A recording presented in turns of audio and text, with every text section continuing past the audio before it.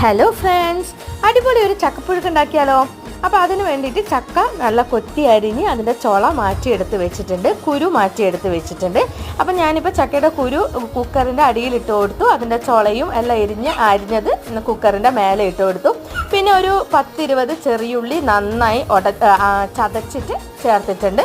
മഞ്ഞൾപ്പൊടി, മുളക് പൊടി, പാകത്തിന് ഉപ്പ്, കറിവേപ്പില, പാകത്തിനുള്ള വെള്ളം ഒഴിച്ച് ഒരു 3 വിസിൽ വരെ നന്നായിട്ട് വേവിച്ചെടുത്തു.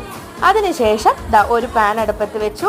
അതിലേക്ക് വെളിച്ചെണ്ണ ഒഴിച്ച് കടുക് പൊട്ടിച്ച് വറ്റൽമുളകിട്ട്, പിന്നെ ഞാൻ ഇട്ടിട്ടുള്ളത് ഒരു 5 ചെറിയുള്ളി ചെറുതായിട്ട് അരിഞ്ഞതാണ്, അതും കൂടി ചേർത്ത് നമ്മൾ വേവിച്ച് വെച്ചിരിക്കുന്ന ചക്ക അതിലേക്ക് നേരെ ഇട്ട് കൊടുത്ത് ഒന്ന് ഇളക്കി ഒരു 5 മിനിറ്റ് അടച്ചു വെച്ചു. അതിനുശേഷം ഒരു അരമുറി തേങ്ങയും കൂടി ചേർത്ത് ഒരു തവണ കൂടി അടച്ചു വെച്ചു. അതിനുശേഷം എല്ലാം കൂടി നന്നായി ഇളക്കി മിക്സ് ചെയ്ത് കഴിഞ്ഞാൽ അടിപൊളി ചക്കപ്പുഴുക്ക് റെഡിയായി. അപ്പോൾ